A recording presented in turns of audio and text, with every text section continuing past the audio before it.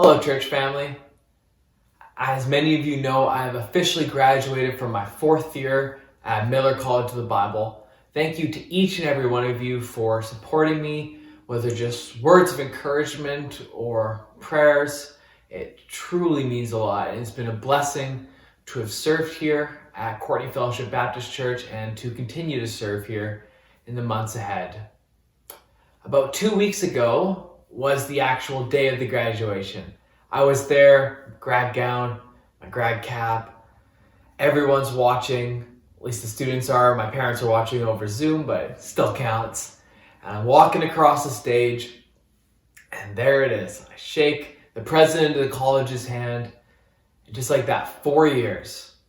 So many restless nights writing papers or studying for an exam, or getting up early in the morning to go to classes and just being emotionally drained just from the weight of everything that I've been learning.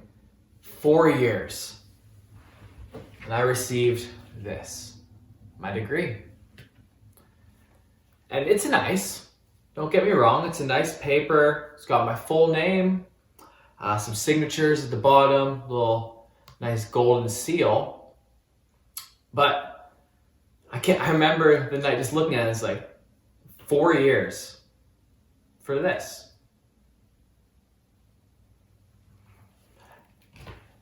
And it brought to mind a book of the Bible that is only really known for one thing, and that's the book of Ecclesiastes. And that one thing, of course, is one of the major themes running throughout the book. And if I were to ask 100 of you one thing from Ecclesiastes, 99 of you would respond with meaningless. Meaningless. Everything is meaningless. That is what the book of Ecclesiastes is very commonly well known for, and for good reason. The word meaningless is translated from the Hebrew word havel, which actually is repeated in this book 38 times. The word is actually better translated to smoke or mist, something that's there 1 second but dissipates quickly and then goes away. And a lot of times people in studying this book have made the slight mistake of assuming that the author is speaking that life as a whole is meaningless. One day you're born, one day you die. Everything in between that is meaningless.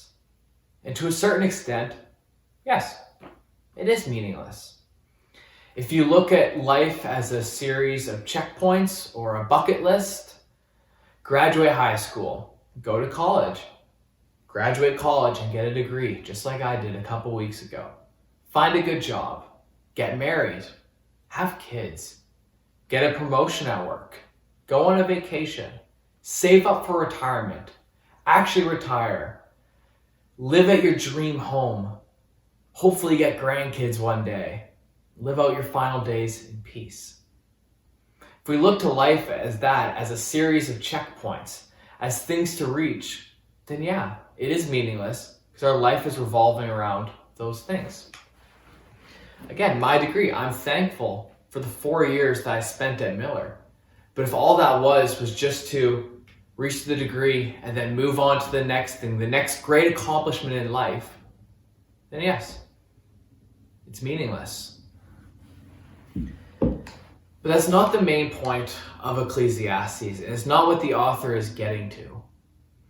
The author is contrasting these things, saying that, yes, something like pursuing this degree is meaningless in the grand scheme of things. That promotion at work, that vacation, it's all meaningless. It all dissipates when you find your worth in it. They're not bad things, but it's bad when you find your worth in it. And at the end of Ecclesiastes, the very last verses, he closes with the theme verse. And a lot of times, as I've said before, Ecclesiastes is seen as this dour, this depressing book that says that everything is meaningless. Woe is me. Everything that I do in life is like nothing. And then one day I'm going to die and be forgotten for an eternity. And the author closes in Ecclesiastes 12:13-14, saying, "The end of the matter, all has been heard.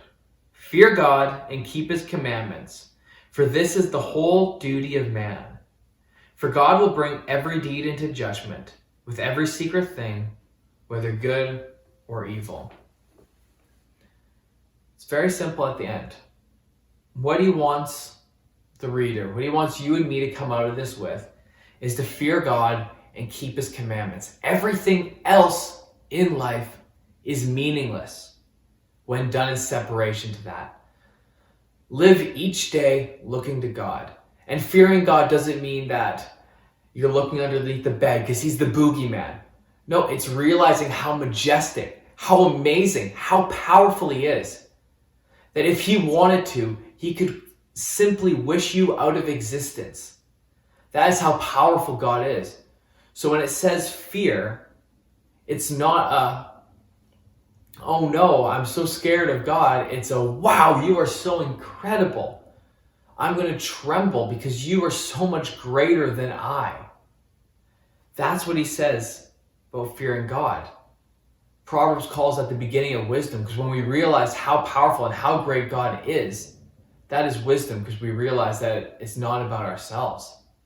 It's not about those checkpoints in life, like my graduation, or what other checkpoint you might be looking towards.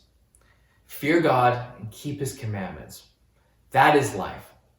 Everything else that we try to find fulfillment in, try to find meaning in life in, is like that smoke, like that vapor that goes away.